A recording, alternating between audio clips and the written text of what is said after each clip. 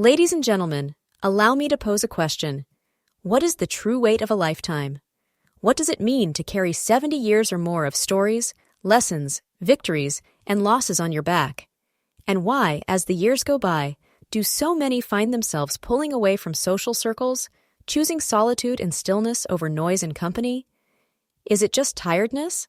Or could it be something more meaningful, something that deserves understanding and regard? By the time one turns 70, they've amassed a wealth of lived experiences that those younger might only imagine or read about.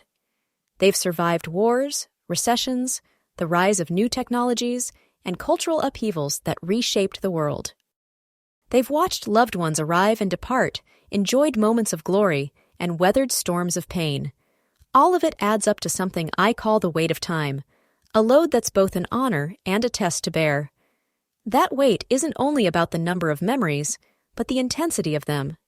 Each passing year deepens your grasp of life, of people, and of your place in the world.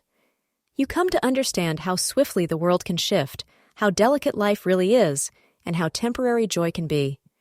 In youth, time feels boundless, and socializing becomes a way to occupy that vastness.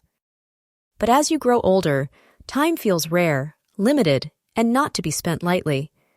This change in outlook alters how you relate to others and how you invest your energy. Visiting others, engaging in chatter, or going to events may start to seem small in comparison to the vastness of what you've endured. You ask yourself, is this truly how I want to spend my remaining time? And many times, the answer is no. It's not that you're indifferent to others. On the contrary, you care so much that you become deliberate with your time. You begin to value depth over duty, connection over convenience. This isn't about turning your back on people. It's about refining your relationships. You start seeking out conversations and bonds that match the insight you've gained, rather than ones that feel shallow or tiring. The weight of time then turns into a kind of filter, one that helps you focus only on what aligns with the life you've built and the person you've become. As the years go by, the strength it takes to maintain all the roles you've held starts to wear thin. Consider this. For most of your years, you've worn many hats. Parent, partner, worker, confidant, community member. Every role carries its own rules, and living up to them takes energy. By the time you hit 70, you've likely spent decades juggling expectations, avoiding conflict, and presenting a polished version of yourself to suit different settings. But let's be honest, all that performance takes a toll.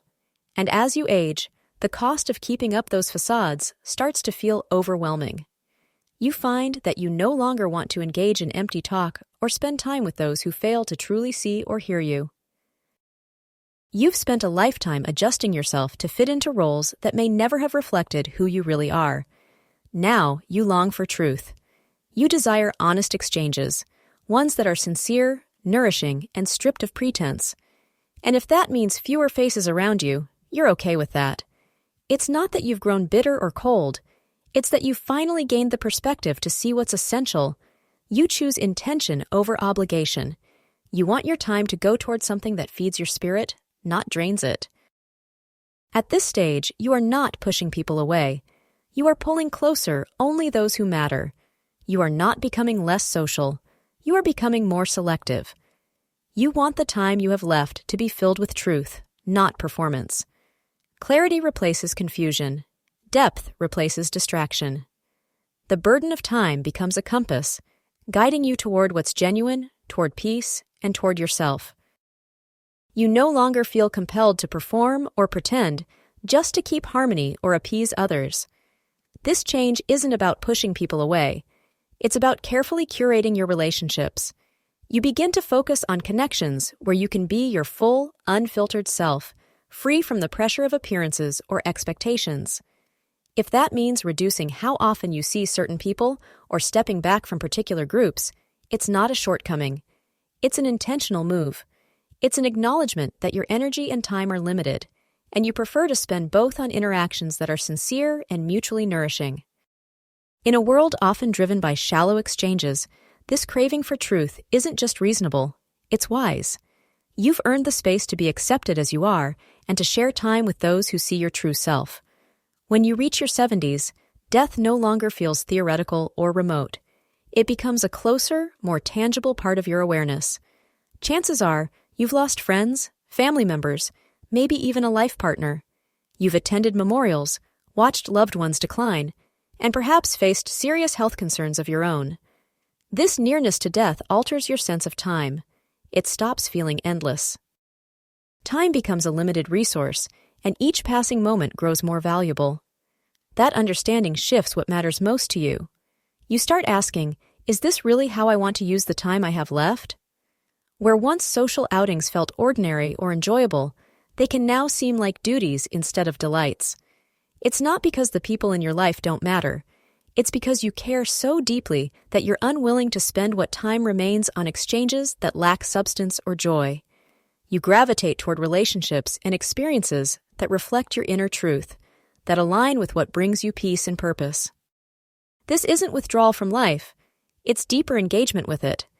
You may reduce your socializing not from detachment, but from a desire to be intentional in how you spend your days. You might choose quiet reflection, writing heartfelt letters, or simply being still with your thoughts instead of attending events that feel empty or draining. This sharper sense of mortality isn't morose, it's illuminating.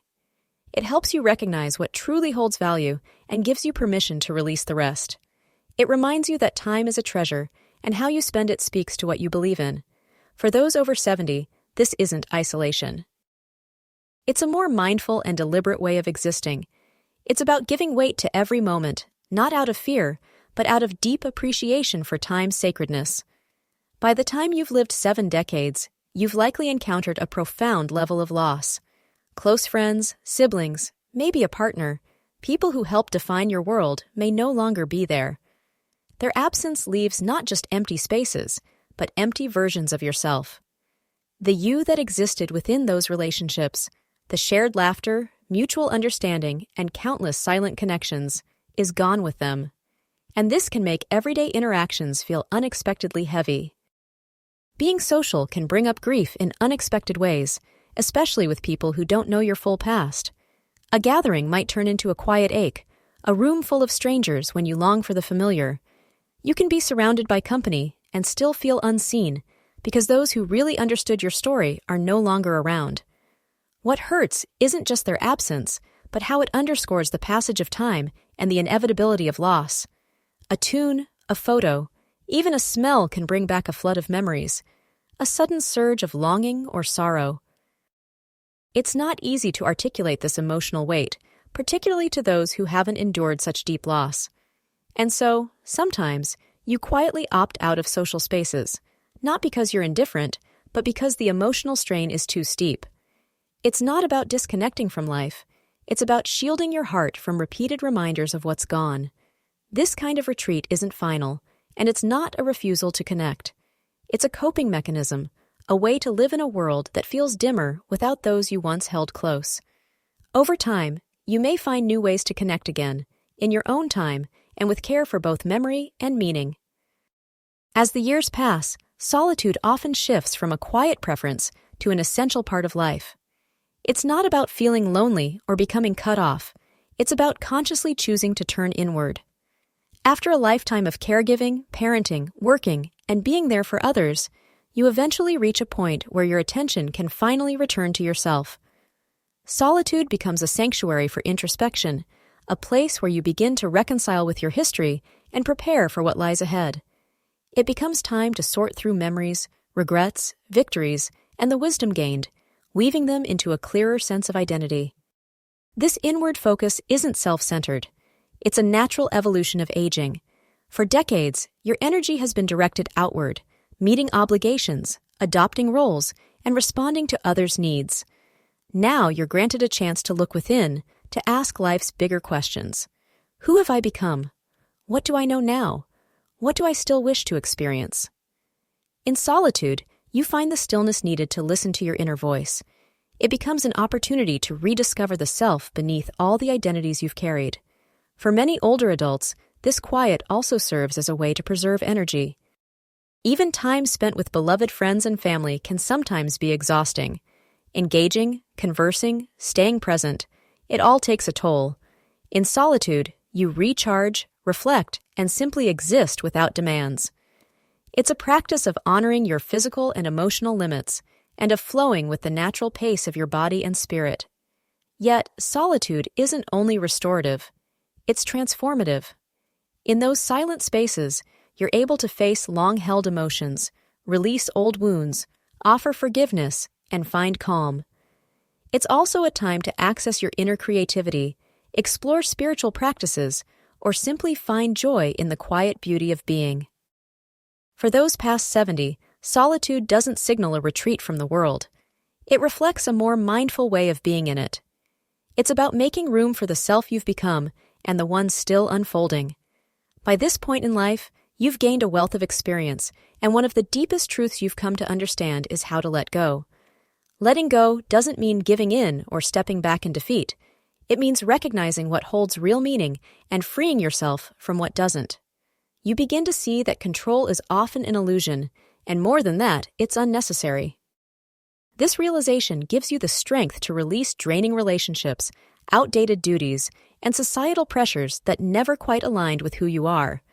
Letting go becomes a powerful act of freedom. It's the decision to step away from the weight of others' judgments, from the constant need to meet expectations, and from the unrelenting chase for validation. You come to value your time and energy as sacred, and you no longer feel compelled to give them away where they aren't appreciated or needed. Saying no to gatherings, favors, or routines that feel empty becomes not rejection, but self-care. This isn't about neglecting others. It's about honoring yourself.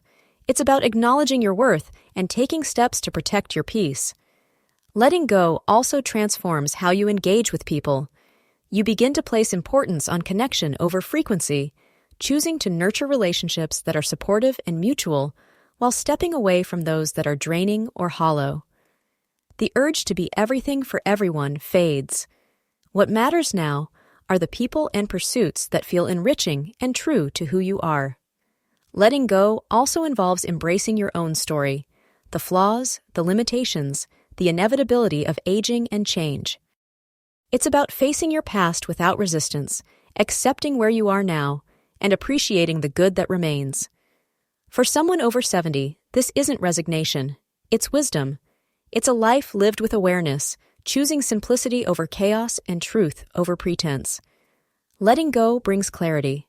It brings freedom. It allows you to live with intention, with purpose, and with serenity. And it ensures that the time you have left is spent not just existing, but living meaningfully, guided by what matters most.